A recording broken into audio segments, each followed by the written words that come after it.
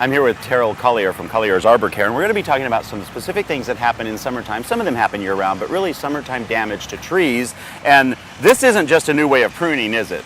No, this would be the ultimate pruning solution right here. But we have animal damage here that actually caused by a beaver. We're right next to the Willamette River, and we're right in their habitat. And this is what they do. They cut down trees to make dams. And you know, it's so funny because you can really clearly see the definition of their teeth mark in it. Oh yeah, it's really very interesting, and they take out big chips. You know, I mean these are the chips from the beavers. I mean wow. they're doing a great job. So. Well, and two, this isn't going to be a problem that you have if you're in a regular suburb, but if you have waterways or ponds, this could very well be something you have to deal with. Yeah, absolutely. I have clients in Lake Oswego or along the Willamette River, Tualatin rivers, and I've had people's favorite trees cut down. I've had trees that were 40 inches in diameter cottonwoods that was basically girdled from beavers. Now there are some things you can do to protect your trees from this, and what is that?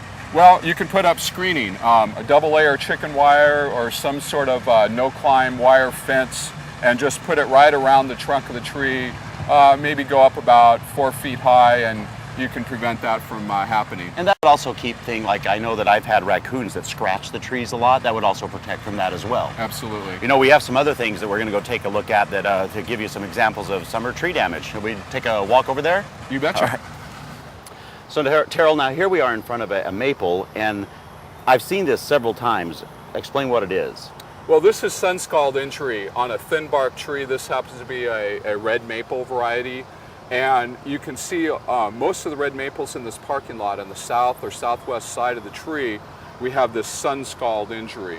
And it's from a combination of a susceptible tree with thin bark, like maples, cherries, alders. Mm-hmm. And then we have this very hot parking lot, a lot of reflective light.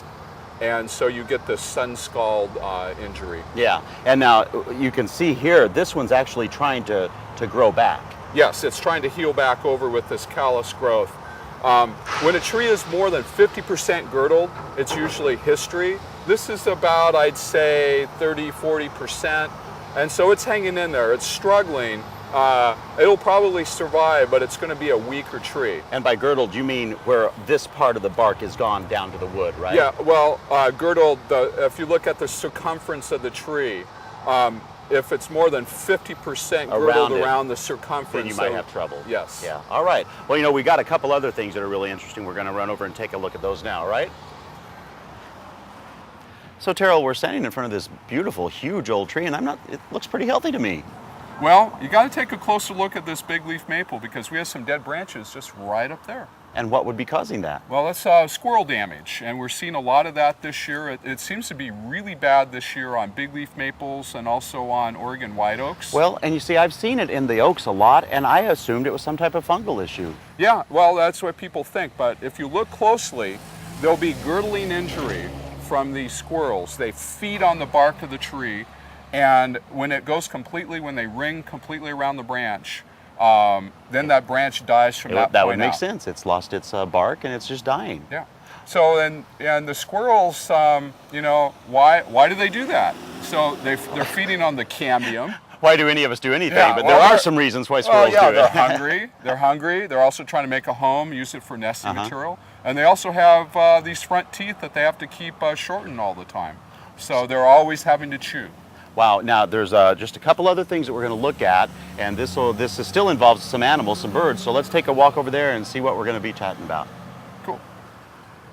So Terrell, this looks like some weird artwork. What's going on up here? Well, we actually have a couple things going on in here, but do you notice the rows of, the linear rows? That's caused by a bird. That's a sapsucker woodpecker. So these little holes that are rode up. The little holes that may look like borers are actually caused by the sapsucker bird that will feed on the sap, and then they'll come back. This is like a feeding station for the bird, and it will come back and feed. You can see all the sap from the injury, and then they'll feed on the insects that are associated, get stuck in the sap. Wound. Yeah, that makes sense. And then I noticed here there's some really thicker looking stuff though. Is that something different? And that's something different. Now this is caused by a borer. So if you see on a pine, if you see these kind of globular pitch that is sort of whitish or pinkish. That's caused by an insect borer called the sequoia pitch moth. Wow, okay. And so